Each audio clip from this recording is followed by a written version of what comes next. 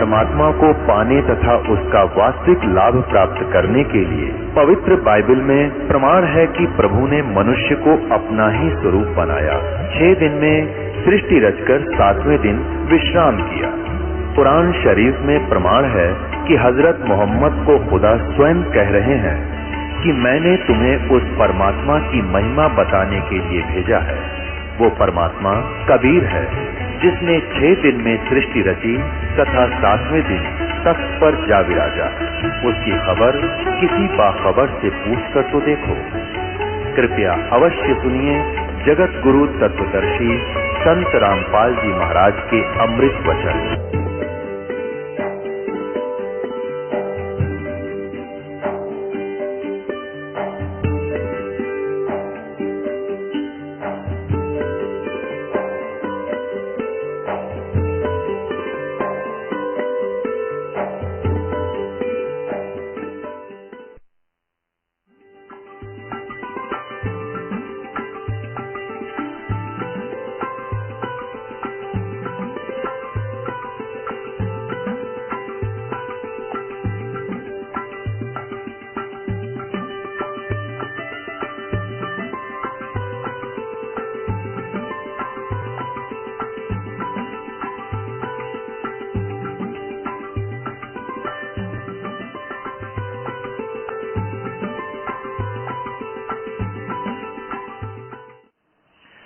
मांस खाए ते ढेड सब और मद पीवे सो नीच, कुल की दुर्मति पर हरक राम कहे सो ऊंच। जैसे तुम जाति मजहब धर्म कहते हैं ये नीच जाति के हैं, वो दूसरे ऊंच जाति के हैं। कहते हैं मांस खाओ वो सारे ढेड और शराब पीवे वो नीच, चाहे किसी धर्म के हैं। राम वजह सो ऊंच। आगे क्या बताते हैं, मांस बखैर और मद पीवे धन वैसा सो खाए, जुआ खेल चोरी करे वो अंत समूला जावे। मांस मांस सब एक है मुर्गी हिरनी गाय, आँखा देखी नर खात है ते नर नर कह जाए। ये कुकर को भक्ष है मनुष्य देह क्यों खाए, मुख में अमिख मेल के है नरक पड़ेंगे जाए। कहते मांस तो कुकर का आहार है कुत्ते का, और मानस खान लाएंगे, मनुष्य भी इसको खाते हैं। जीव हन हिंसा कर ये प्रगट पाप सिर होए, निगम पुन ऐसे पाप ते भिस्त गया नहीं कोई। तिल भर मच्छी खाए कर और कोटि गऊ दे दाने, और काशी क्रोध ले मरियो हो तो भी नरक निदान। कहते हैं तिल भर मांस खा के और करोड़ गऊ दान कर दे, और दे काशी में क्रोध लेकर मर जियो तुम्हें तो भी नरक जाओगे। काशी में एक बहुत बड़ा आडंबर रचा था इन पाखंडियों ने, ब्राह्मणों ने। वहां उस समय क्या ना, एक मनुष्यों के काटने का हत्था लगा दिया था, क्रोध लगा करता था कि भगवान की तरफ से आता है। बोली आत्माओं ने वो भी शीश देना वहां शुरू कर दिया ताकि मोक्ष हो जावे। मोक्ष तो विधि से होगा। मुल्ला तुझे करीम का कब आया फरमान, गट फोड़ा घर घर बांटा साहेब का निशान। कहते तूने जो ये मुर्गा मार दिया, गाय मार दी, परमात्मा का आदेश तेरे पास कब आया बताओ मुझे, दिखा कोई बुक। तो क्या बताते हैं, काजी का बेटा मरा, काजी का बेटा मुआ उर्म साल तीर, साहेब सबका पिता है भला न माने वीर। कहते हैं काजी का बेटा मर गया, टक्कर मार कर रो रहा है वो काजी, और परमात्मा कहते हैं वो कबीर साहब कहते थे भगवान सबका पिता है, बकरे और सबकी उसी की आत्मा है, तो वो क्यों कर राज्य होगा, उसी का बेटा काट कर उसी को भोग लगा रहे हो। अरे थारा गजब हुआ, जुल्म कर दिया तुमने। अब परमात्मा की ये लीला देख करके सिकंदर लोधी तो काफी प्रभावित हुआ, लेकिन वो ढीठ व्यक्ति नहीं माने। कुछ एक व्यक्ति परमात्मा के जो न्यूट्रल से थे, उन्होंने बुद्धिमान थे, उन्होंने परमात्मा की शरण ग्रहण भी की। पुण्यात्माओं, ये जितने भी धार्मिक गुरु होते हैं, इनका उद्देश्य तो ये होता है कि हम अपने अनुयायियों को अच्छा मार्ग दें, इनका कल्याण करवाएं। जब स्वयं ही ज्ञान नहीं है तो कल्याण कैसे करवाओगे? औरों पंथ बतावे ही आप न जाने राह, दूसरा न मार्गदर्शन कर रहे हैं, स्वयं पता नहीं, तो वो कल्याण नहीं कर पाओगे। अब देखा उन काजी और मुल्लाओं ने, भाई ये तो बात नहीं बनी, इसको कैसे मारें, कैसे खत्म करें, कैसे इसको यहां से भगाएं, ये हमारी रोजी रोटी का दुश्मन बन गया। अब यदि इसका प्रचार जारी रहा कबीर का, तो कुछ दिनों में हमारे पास कोई नहीं आएगा और ये सभी कबीर के साथ लग जाएंगे। उन्होंने एक स्कीम बनाई।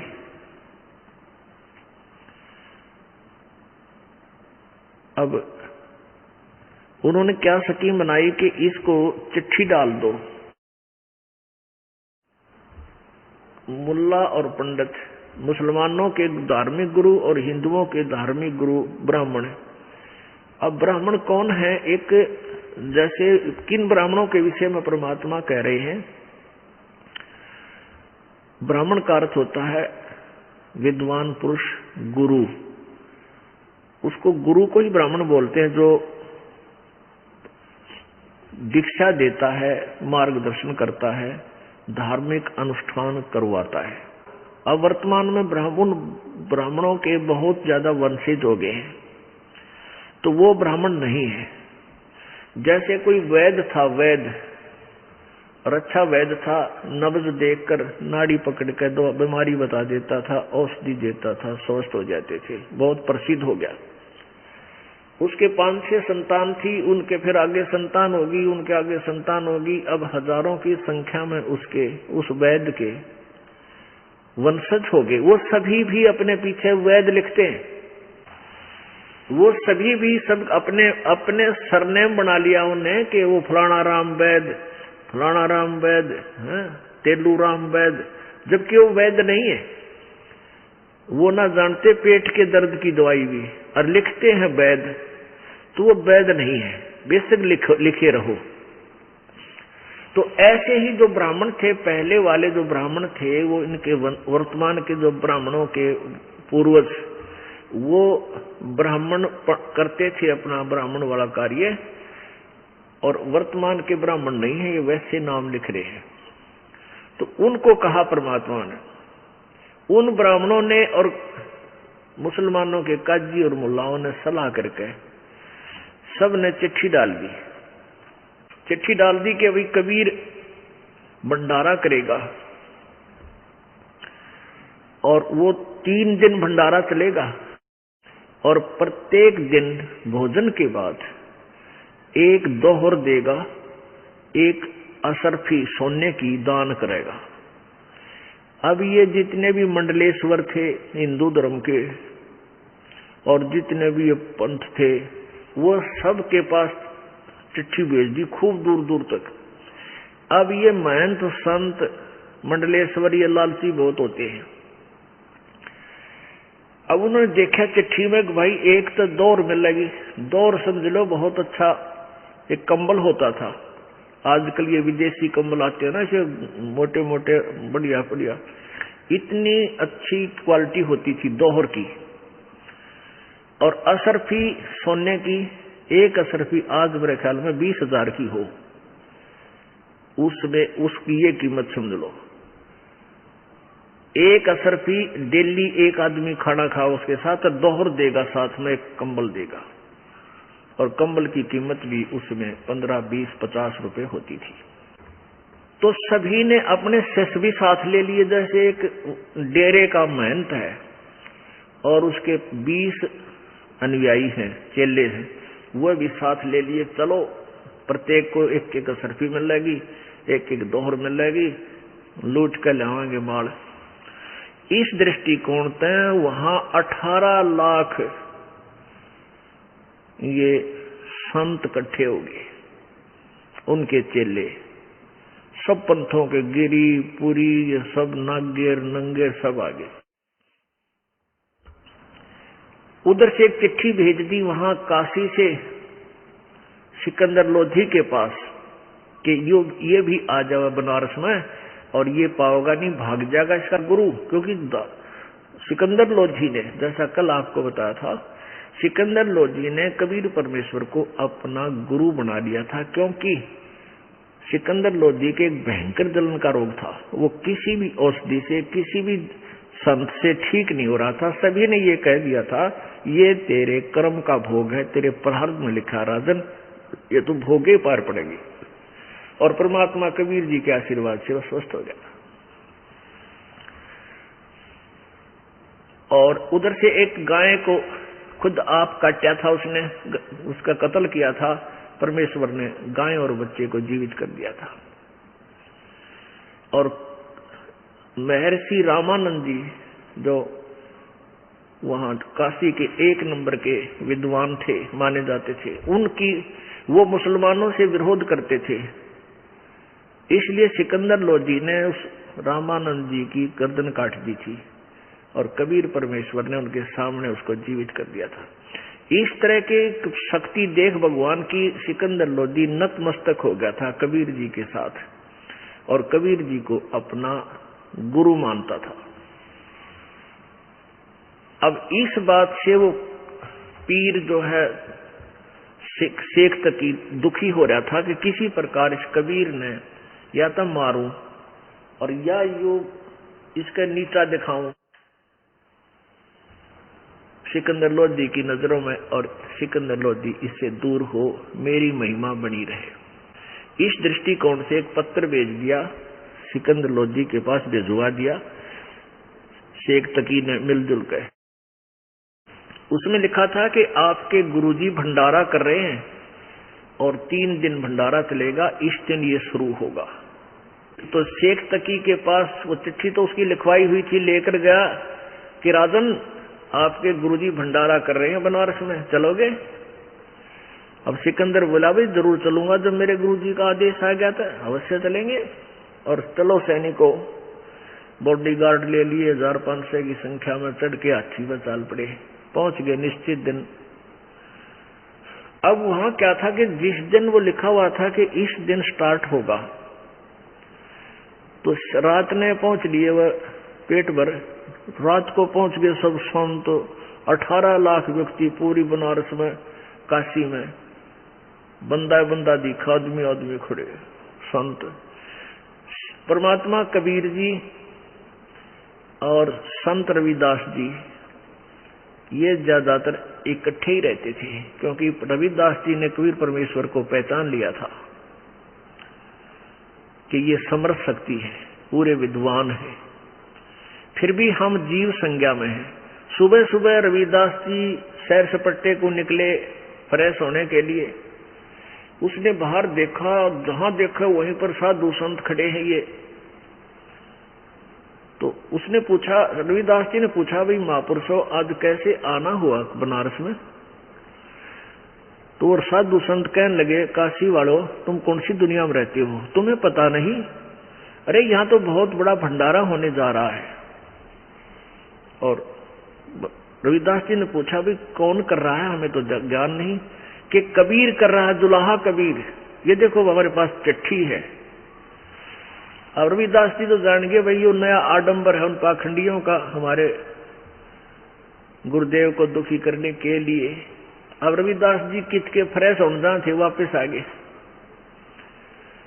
वापस आके कहा कबीर जी से कि हे भगवान, आज तो अपना काशी वास छूटेगा,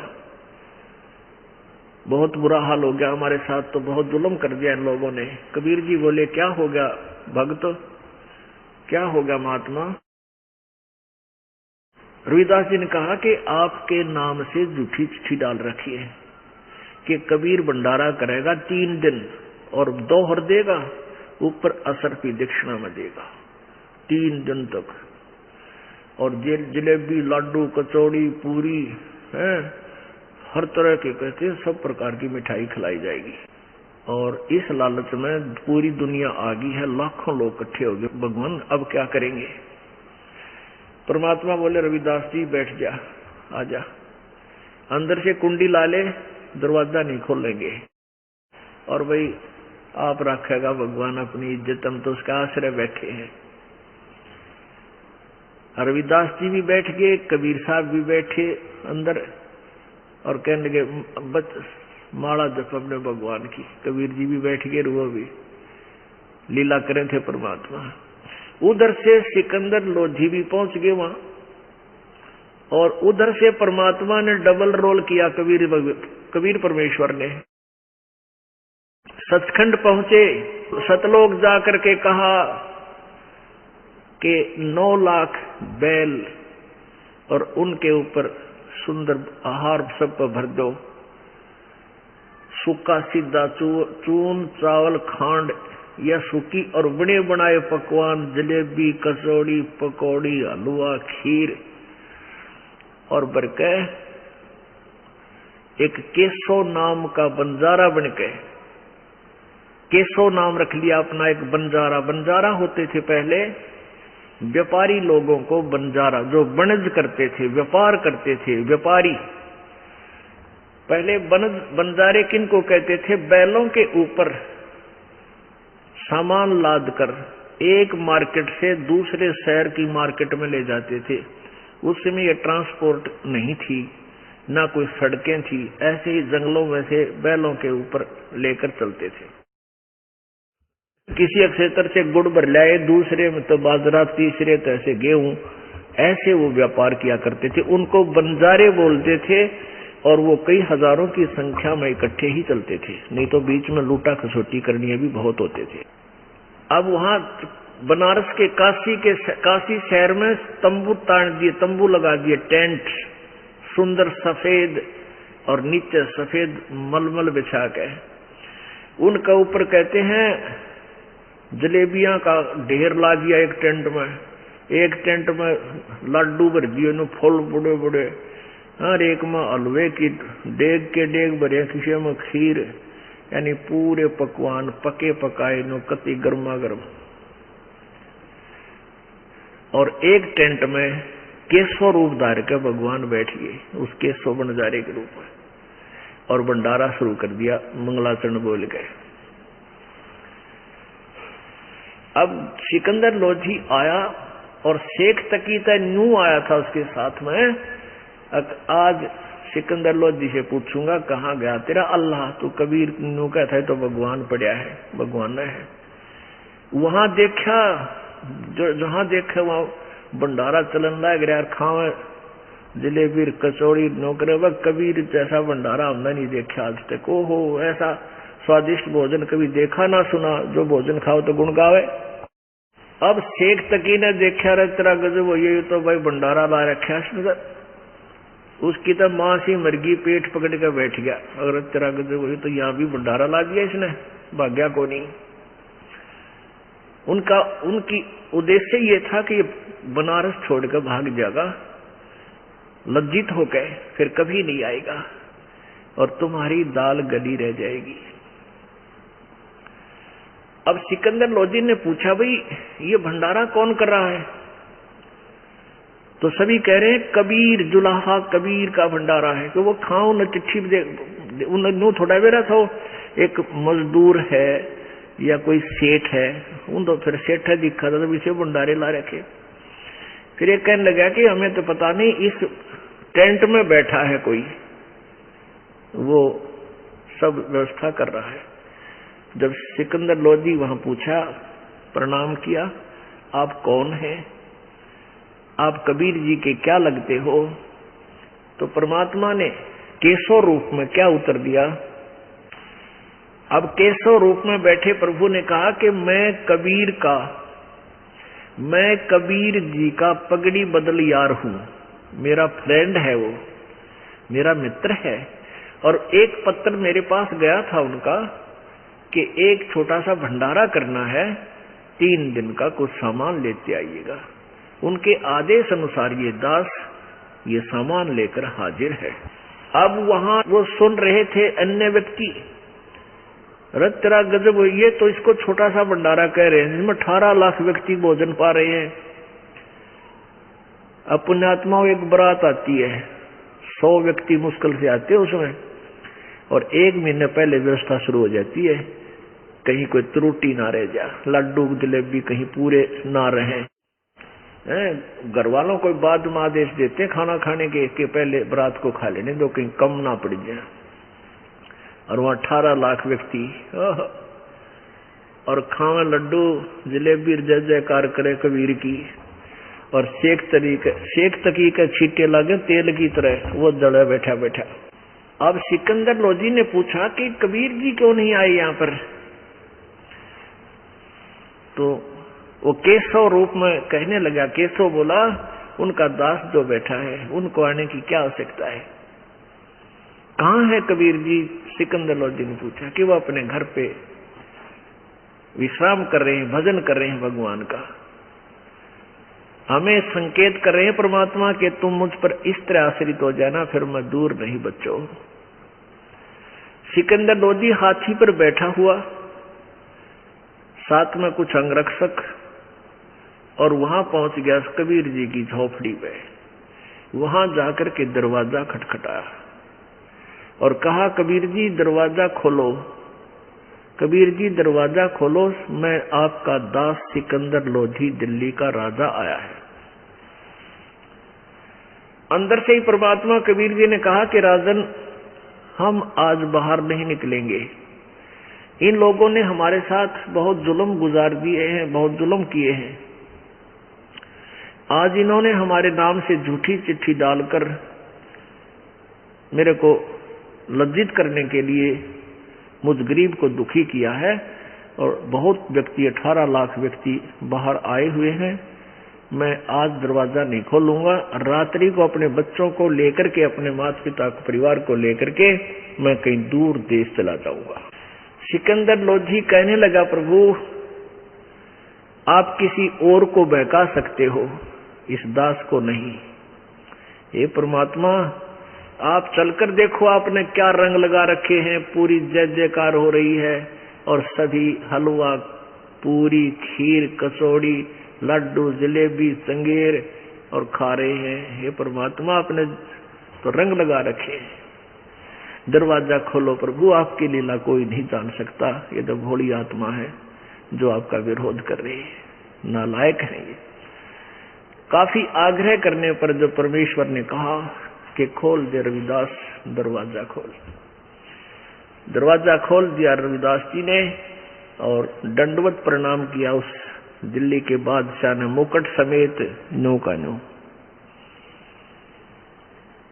कहने लगे, परमेश्वर तेरी लीला को कोई नहीं जान सकता, एक बार दर्शन दे दो, संगत आपका इंतजार कर रही है। देख रहे हैं कौन है वो कबीर जिसने ऐसा मोहन भोजन खिलाया है, आपके दर्शन के ललायित हैं, वो इच्छुक है, एक बार दर्शन दो प्रभु।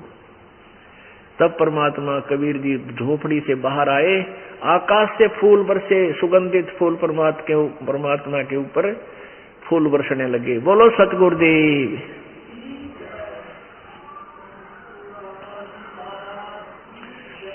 सिकंदर लोधी ने जब कबीर जी झोपड़ी से बाहर आए तो रविदास जी चंवर लेकर के आदर सत्कार से उनका सम्मान कर रहे थे कबीर जी का।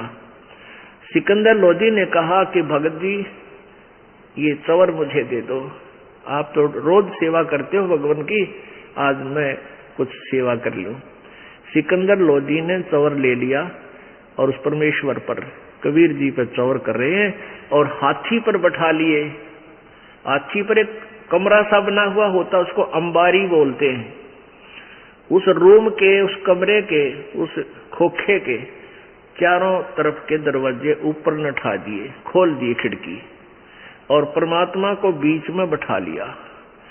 रविदास भी, सिकंदर भी, और परमात्मा कबीर जी। सिकंदर जी चौर कर रहे हैं हाथी पर पीछे बैठे बैठे अपने भगवान कबीर जी पे, और चारों तरफ से खुला है वो कमरा और हाथी चल पड़ा। और जब पहुंचा वहां भंडारा जहां हो रहा था, सब देख रहे हैं कौन है कबीर, कि ये है कबीर। काशी वाले तो जानते थे कि ये है कबीर, और ये पीछे राजा इस पे चवर कर रहा है, अरे ये है कबीर। राजा भी, क्योंकि आम व्यक्ति जनसाधारण तो राजा ने पता नहीं क्या मानता है, और राजा जिसकी सेवा करे फिर प्रभावित होना स्वाभाविक है। तो फिर परमात्मा पूरे मेले में घूम गए और सबको आशीर्वाद दे रहे हैं, चल रहे हैं, और सब जय जयकार कर रहे हैं कि बड़ा भोजन भंडारा दिया, जय हो कबीर की, जय हो कबीर जी की, सारे जय जयकार होगी। फिर जिसमें वो केशव बैठा था, केशव ने एक अपना साथी भेजा, अपना सेवक, कि परमात्मा को यहां बुला लाओ। वो सेवक गया, कर जोड़ के प्रार्थना की कि भगवान कबीर जी, आपको आपका मित्र केशव याद कर रहा है। तब परमात्मा ने कहा कि चलो हम चलते हैं। हाथी से उतरकर सिकंदर लोधी, परमेश्वर, कबीर जी और रविदास जी उस टेंट में पहुंच गए जहां के स्वरूप में प्रभु डबल रोल में विराजमान थे। वहां अपने आप देखते देखते एक सुंदर तख्त लग गया, उसके ऊपर सुंदर बहुत गद्दा बिछ गया, अपने आप एक सुंदर कपड़ा उसके ऊपर चद्दर बिछ गई, सतलोक तक है, और एक तख्त पे वो विराजमान था केशव। और केशव खड़ा हुआ, प्रभु के चरण छूने चाहे, परमात्मा ने हाथ ऊपर करके सीने से लगा लिया।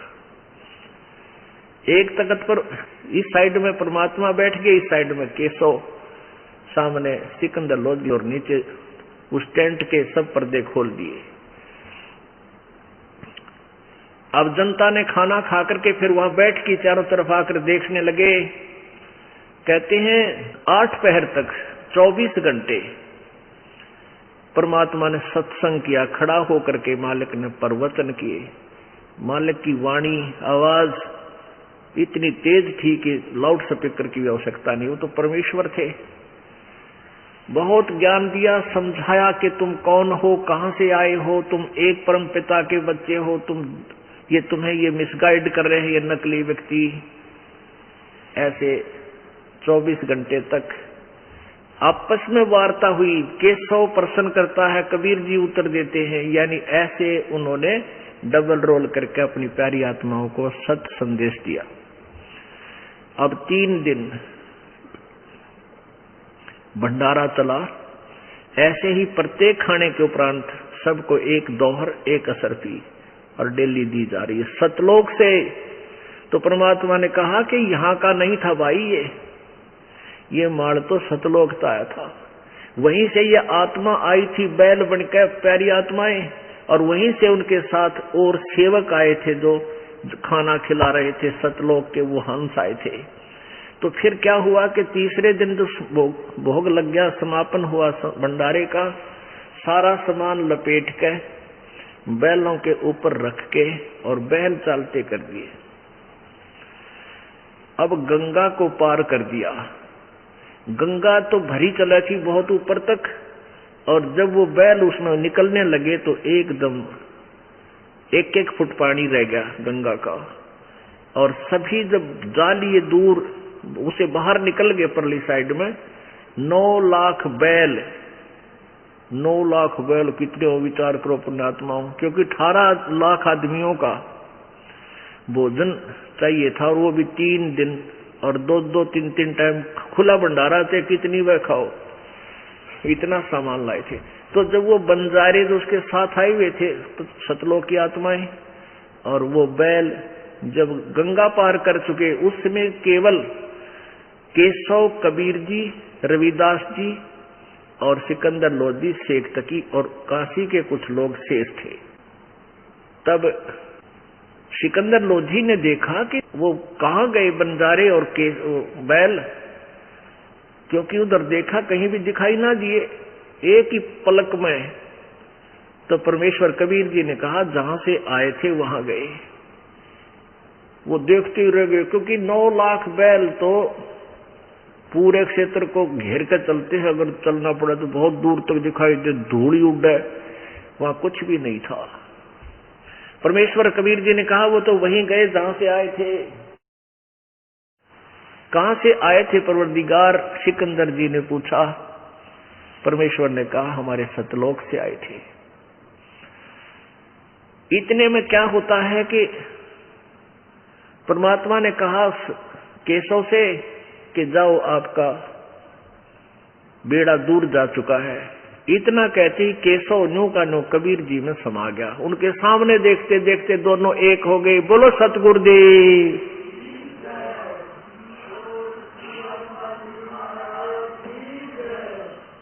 अब परमात्मा ने ये प्रमाण दिया था, साईं इतना दीजियो जिसमें कुटुंब समावे, हम भी भूखे ना रहे अतिथि न भूखा जावे।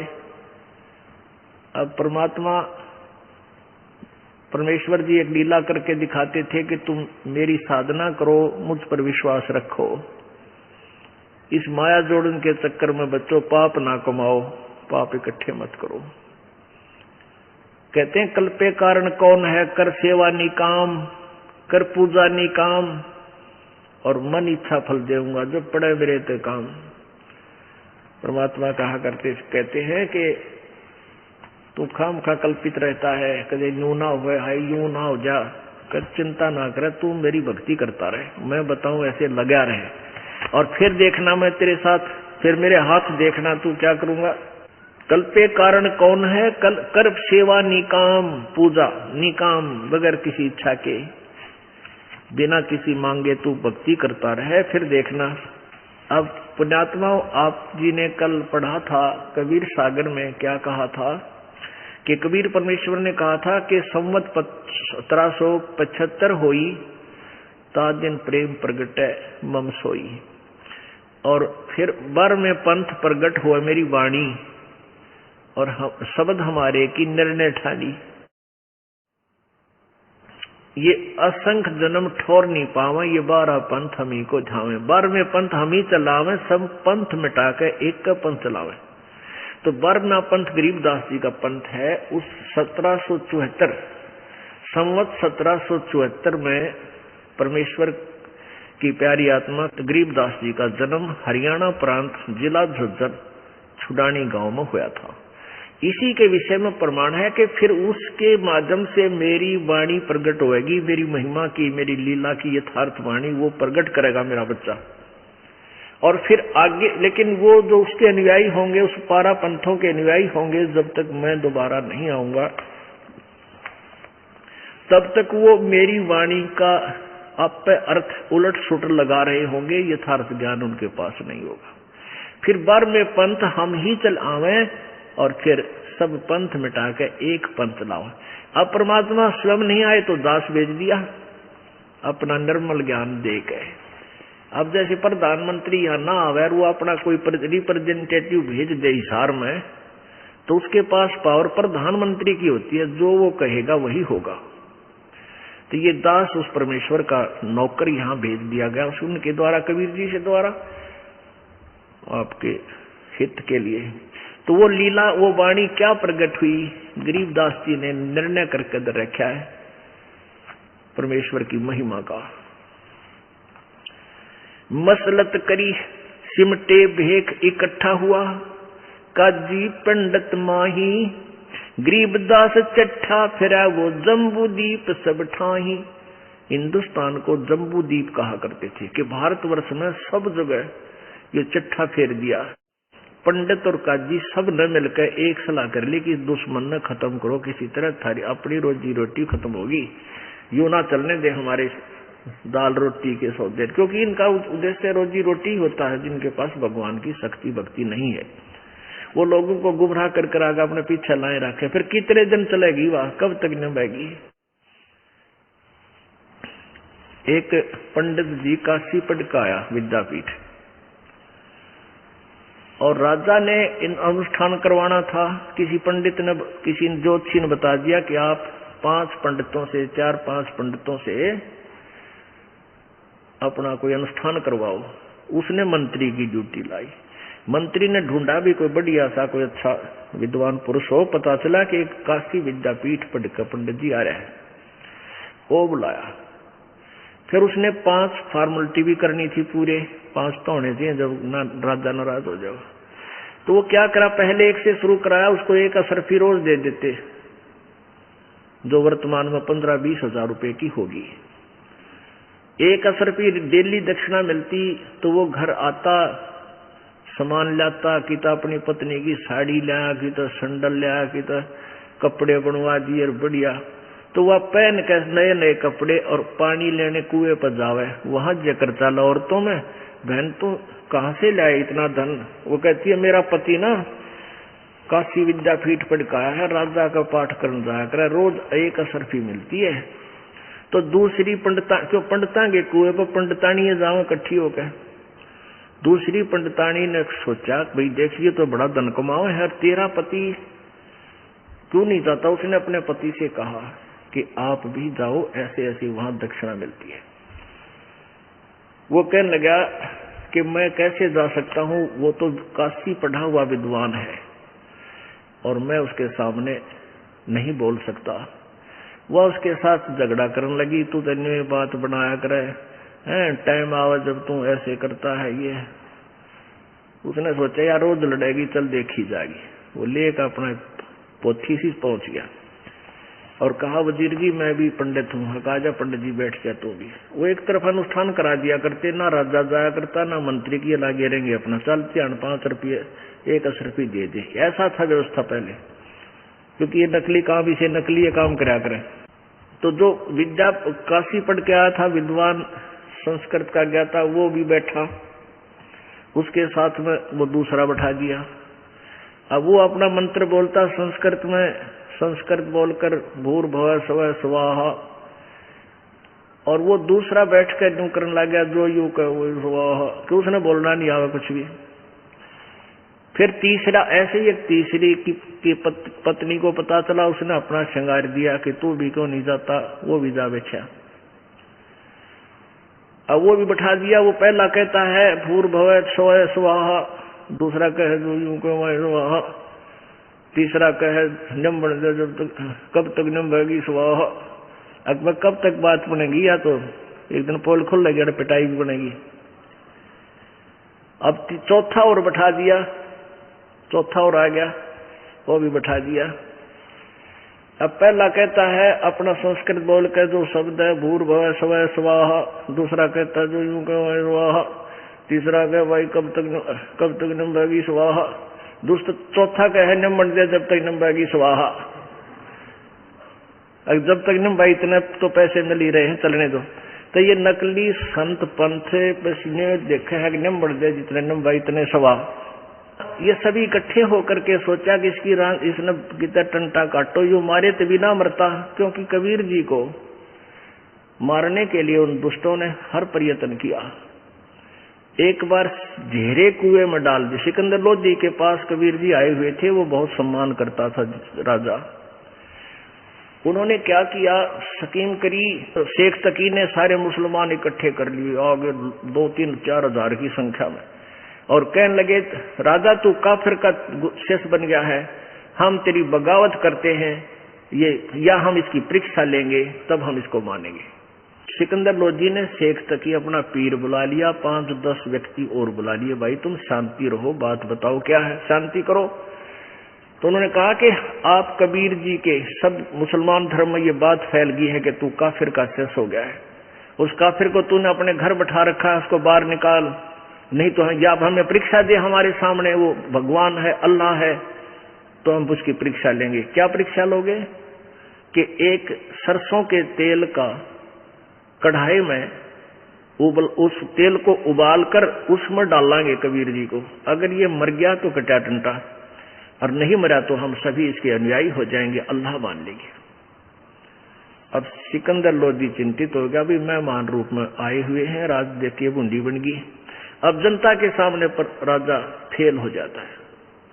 उसने कहा बेटे, वो गया कबीर जी के पास, कबीर परमेश्वर जो दूसरे कमरे में विराजमान थे सिकंदर लोधी के राजमहल में।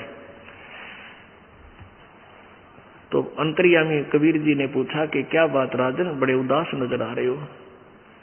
सिकंदर लोधी ने कहा राजन, ये मेरा जो धार्मिक गुरु है ये पीर जी यो मेरा सिर का दर्द है, ये कोई न कोई पंगा मेरी जान में पाए रखा है जब से मैं आपकी शरण ग्रहण की है। अब इसने ये स्कीम करी है, प्रभु मैं अपने मुख से कैसे कह सकता हूँ। परमात्मा बोले उन्हें कह दे तू जाकर कि कढ़ा उबालने तेल का। कोई बात नहीं राजा, मेरा तो एक दिन जीवन जाना ही जाना है, पर आपका राज्य बच जाएगा। फिर कह दिया सिकंदर लोधी ने कि कर लो तैयार। सिकंदर लोधी को तो पता था कि ये कोई और शक्ति है, ये अज्ञानी नहीं समझ पा रहे, पर कैसे समझाऊं। अब कढ़ाई का तला लक्कड़ बाढ़ दिए, बुढ़ा चूल्हा बनाकर शेख तकी ने और उबाड़ दो और उबाड़ दो, नो जैसे चाय उबाड़ा कर नो बड़ा तेल कढ़ाया, कढ़ाई में तेल। कबीर जी को बुलाओ, लाओ उसको पकड़ के डाल दो इसमें। कबीर जी बोले इतने भी परेशान ना हो, मैं आप ही बैठ जाता हूं, आप तंग ना पाओ। परमात्मा उस उबलते हुए सरसों के तेल के कढ़ाई में प्रवेश कर गए और बैठ गए। इतनी गर्दन बाहर है, आराम से बैठे हैं, कोई उसमें परमात्मा को दुख नहीं।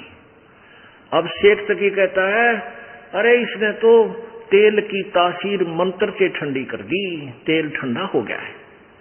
अब सिकंदर लोधी ने सोचा देखो उंगली देखे सचमुच कहीं ठंडा हो गया हो। परमात्मा बोले राजन उंगली मत देना इसमें, कदे मूर्खा के कहने तांगली जलवा ले। ये कत्ती बहुत जबरदस्त उबल रहा है, बहुत ज्यादा इसमें फारेनहाइट हो रहा है। तो राजा के ना जची, कबीर जी ना जलते तू के तेरे उंगली में के बिजली गिरेगी। वह उंगली दे दी मना करते करते, जितनी उंगली तेल में गई थी कट के अलग होगी, बेहोश होकर चक्कर खा कर पड़ गया वो सिकंदर लोधी। परमात्मा बाहर आए ताकि इस नबी मारेंगे नालायक। सिकंदर लोधी को छीटे छाटे मार कर जीवित होश में लाए, वो पीड़ा से फिर मूर्छित हो गए, फिर होश में लाए, फिर पीड़ा से मूर्छित हो गए। तब तो परमात्मा ने पकड़ के वह उंगली पूरी कर दी, जख्म भी नहीं रहा और उंगली कटी हुई नहीं रही। बोलो सतगुरुदेव। अब सारे चले गए जो पुण्यात्मा थी, कुछ एक ने तो कबीर जी का नाम ले लिया हजारों की संख्या में, और बाकी जो ये शेख तकी की मंडली थी वो तो मान बढ़ाई के भूखे भगवान आजा तब भी नहीं मानते, इसे पाप आत्मा बन जाते हैं जो थोड़ी सी मेहनताई प्राप्त करके। और ये पता नहीं कल मर जाएंगे परसों क्या होगा तेरा, और जिसको ढूंढ रहे हैं वो सामने खड़ा है और फिर भी नहीं पहचान पा रहे, इतने कर्महीन हो जाते हैं। कहते हैं राज्य तजना सहज है सहज त्रिया का ने, और मान बढ़ाई ईर्षा दुर्लभ तजना ये। और जब तक ये नहीं तजेंगे इतने भगवान नहीं मिल सकता। अब फिर सोचा 2-4-10 दिन के बाद शेख तकी ने कि भाई नहीं मरिया दुश्मन है। फिर आगे इकट्ठे होकर को सब कहने लगे जी वो तो तेल ठंडा कर दिया था, ये जादू जंतर जानता है, अब इसकी एक परीक्षा और लेंगे। क्या लेंगे कि इसको झीरे कुएं में, खराब कुआ बहुत गहरे होते थे, 200-150 फुट नीचे गहरे कुएं खोदा करते थे पहले जल प्राप्ति के लिए। वो झीरा कुआ होता जिसमें नीचे एक गड्ढा और एक्स्ट्रा बन जाता पानी से, उसका कोई पता नहीं कितना गहरा है वो, और उसमें जल नहीं रहता इतना, वो कंडम होता, खराब होता है। कहते उसमें डाल के और ऊपर तक कंकर पत्थर भराएंगे। परमात्मा बोले चलो भाई तुम अपना काम कर लो, ले चलो। अब ले गए, उसमें डाल के ऊपर तो पटक दिया, पर दुष्टों ने कति क्रोधित होकर, और ऊपर से कंकर माटी पत्थर खंगर छड़े कांटेदार झाड़ी दाब कर फुल कर दिया, और हाथ पैर मुंह धो गए। शेख तकी आता फिर सिकंदर लोधी के पास, कहने लगे कहाँ है तेरा वो शेर, कहाँ वो तेरा अल्लाह खुदा, उसका कर दिया काम तमाम। अब शेख सिकंदर लोधी कहने लगा पीर जी किसके विषय में बात कर रहे हो, कि तेरे कबीर अल्लाह के बारे में। आज वो दबा दिया मिट्टी में। सिकंदर लोधी बोला वो बैठा कमरे में, चाल दिखाऊं। परमात्मा वहां विराजमान थे, और शेख तकी नो देख कर आ गया उल्टा, यूं नहीं मरा भाई, बड़ा काम बढ़े। तो ऐसे दुष्ट तेरा भगवान आ रहा और उसके साथ ऐसे दुष्टता कर रहे हो पापियों। तो ये लोग हैं जो मानवता के शत्रु होते हैं, ये ना मानने और ना मानने दे दूसरा ने। तो जब तक इनकी दाढ़ गल गई, क्योंकि अशिक्षित समाज था, अब शिक्षित समाज है, पूरे विश्व में कबीर जी का बोलबाला होगा। तो इन्होंने ये सोचा था कि कबीर जी ना तो मारे तो मर जा, इसके साथ ऐसी अनहोनी कर दी, शर्मिंदा लज्जित होकर भाग जाते। तो वो वाणी प्रकट करी। गरीबदास साहब ने कलम तोड़ रखी है कबीर भगवान की महिमा गाने में। अब ये 10 मिनट आपको वाणी सुनाते हैं, वो जो परमेश्वर ने कबीर सागर में कहा है कि मेरी महिमा की वाणी बर्म में पंथ के पंथ प्रवर्तक के द्वारा प्रकट की जाएगी। सिमट भेंट इकट्ठा हुआ काजी पंडित माही। काजी और पंडित, हिंदू और मुसलमान दोनों गेल लाग लिए। गरीबदास चिट्ठा फिरा ये जम्बूदीप सब ठाही। जम्बूदीप भारतवर्ष में पूरे में चिट्ठी डाल दी। मसलत करी मिलाप से जीवन जन्म कछु नाही। गरीबदास मेला सही ये भेख सिमटे ताही। सेतु बंद रामेश्वरम द्वारका गढ़ गिरनारे। गरीबदास मुल्तान मग ये आए भेख अपार। कहां कहां से? सेतु बंद से, रामेश्वरम से, द्वारका से, गढ़ गिरनार से और मुल्तान आदि सब तरह से, सब साइड से ये साधु संत इकट्ठे होकर आगे चिट्ठी मिलते ही। हरिद्वार बद्री विनोद गंगा और केदारे। गरीबदास पूरब सजे ना कछु गिनती सुमार। 18 लाख दफ्तर चढ़े है अस्तल बंद मुकाम। गरीबदास अनाथ जीव और कहते उस धाम। ओह, अब क्या बता रहे हैं गरीबदास साहब जी? क्योंकि परमेश्वर जी ने उनकी दिव्य दृष्टि को खोल दिया था, उनका ज्ञान योग खोल दिया था। जिनका ज्ञान योग खुल जाता है वो पहले की बीती हुई सभी घटना एज इट इज बता सकते हैं, क्योंकि ये सभी जो भी क्रिया हो रही है ये सबकी एक फिल्म बन जाती है और ये फिल्म पूरी कभी भी वो देख सकता है। जैसे फिल्म बनाकर रख दी सीडी पर, उसको कभी भी सीडी प्लेयर में चलाकर देख सकते हैं, जिनका सीडी प्लेयर ठीक हो।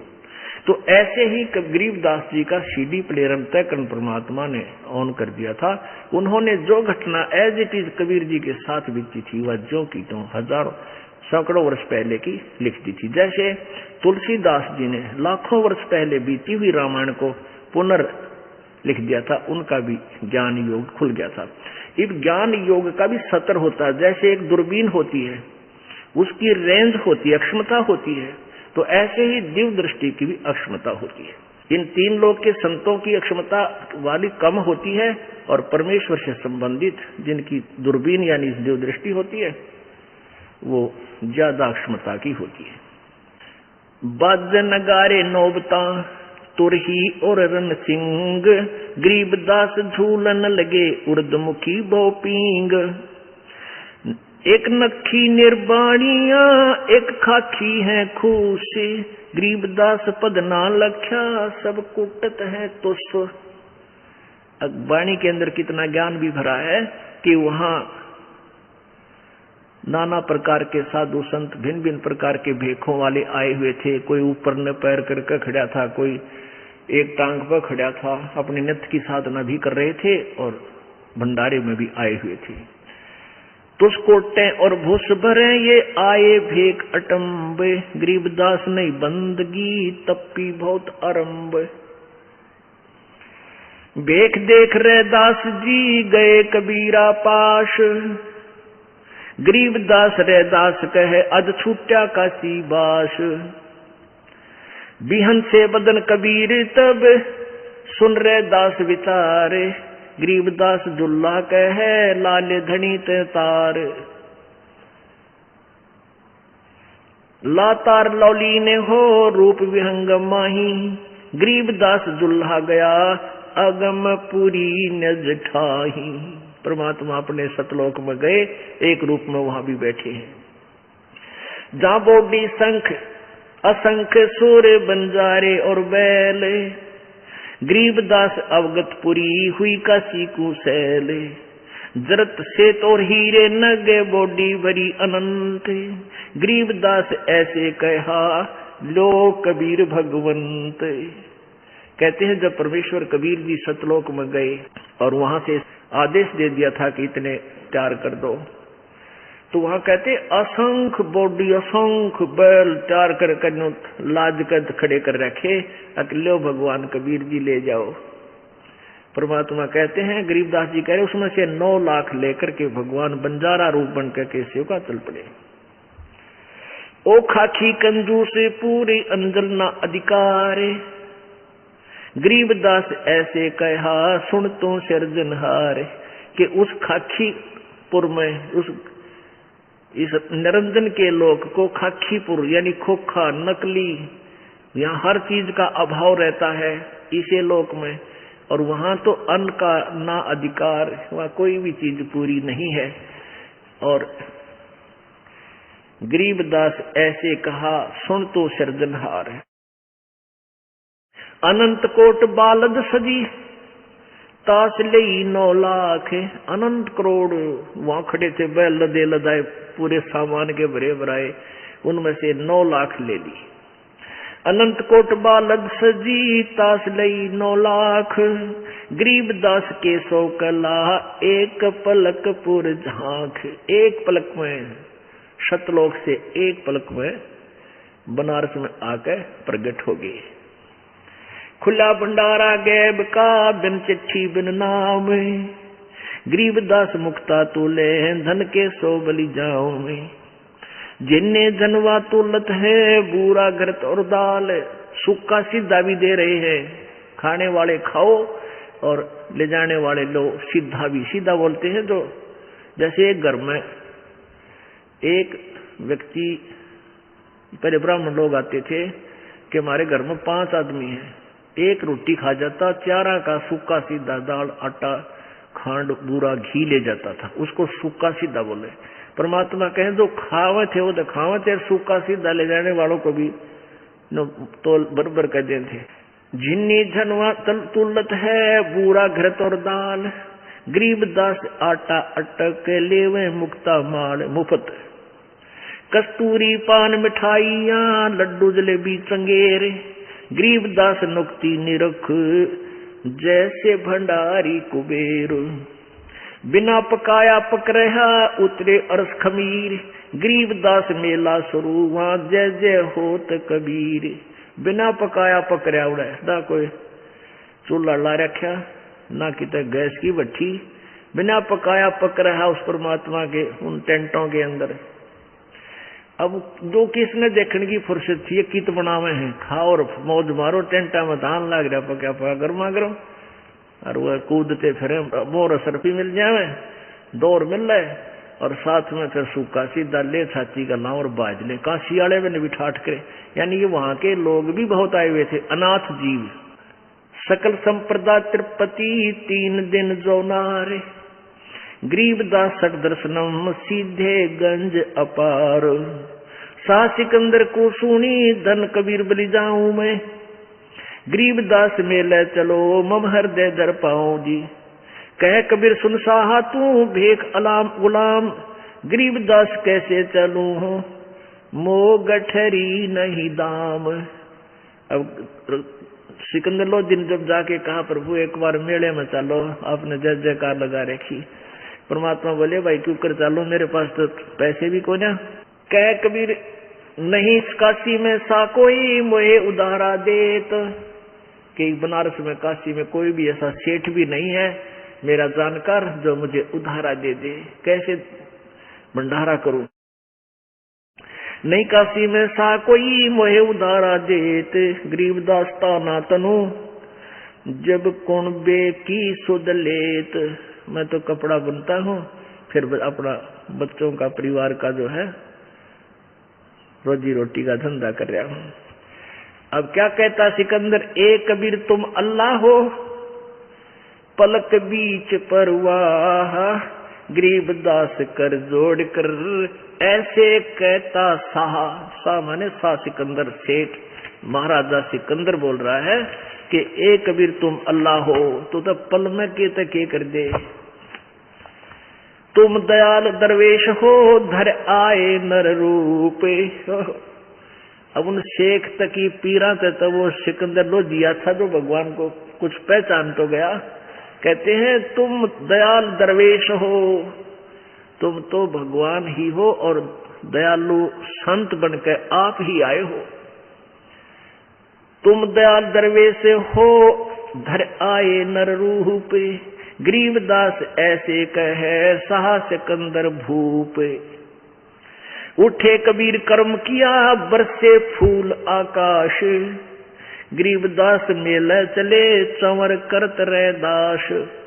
जब परमात्मा उठे झोंपड़ी से बाहर आए, वो आकाश से फूल बरसन लगे कबीर भगवान के ऊपर।